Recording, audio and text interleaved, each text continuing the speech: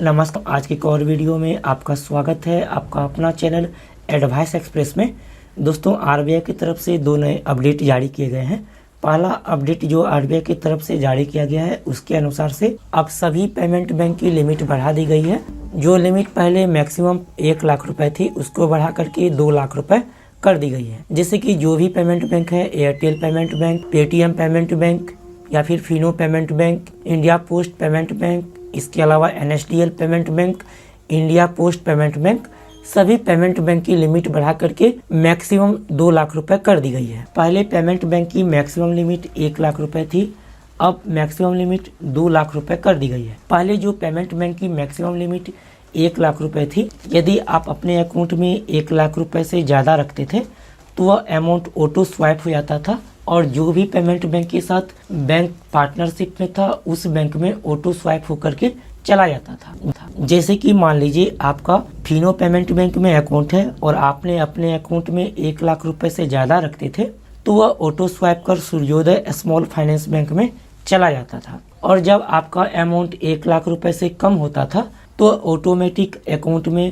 आपके अकाउंट में आ जाता था। लेकिन अब आरबीआई ने पेमेंट बैंक की मैक्सिमम लिमिट 2 लाख रुपए कर दी है, तो अब आप लोग अपने पेमेंट बैंक में 2 लाख रुपए तक रख सकते हैं। जैसे ही 2 लाख रुपए से ज़्यादा होगा तो जो भी पेमेंट बैंक के साथ बैंक पार्टनरशिप में रहेगा उस बैंक में ऑटो स्वाइप होकर के चला जाएगा। और जब आपका अमाउंट 2 लाख रुपए से कम होगा तो फिर आपके अकाउंट में उतना रुपए आ जाएगा। तो इस तरीका से आरबीआई ने ये पहला अपडेट जारी किया है। दूसरा अपडेट जो यहाँ पर आरबीआई की तरफ से जारी किया गया है उसके अनुसार से अब आप लोग वॉलेट बैलेंस को किसी भी बैंक अकाउंट में ट्रांसफर कर सकते हैं। जो भी वॉलेट आप लोग यूज करते हैं, जैसे कि फोन पे का वॉलेट या अमेजोन पे वॉलेट या फिर मोबीक्विक का वॉलेट या फिर रिचार्ज का वॉलेट या फिर ओला मनी वॉलेट या जो भी वॉलेट आप यूज करते हैं उस वॉलेट बैलेंस को आप लोग आसानी से अपने बैंक अकाउंट में ट्रांसफर कर पाएंगे। जो यहाँ पर पहले आरबीआई का रूल था उसके अनुसार से आप कोई भी वॉलेट बैलेंस को अपने बैंक अकाउंट में डायरेक्ट ट्रांसफर नहीं कर सकते थे। इसीलिए आप लोग फोन पे वॉलेट बैलेंस को अपने बैंक अकाउंट में ट्रांसफर नहीं कर पाते थे या फिर अमेजोन पे वॉलेट बैलेंस को अपने बैंक अकाउंट में ट्रांसफर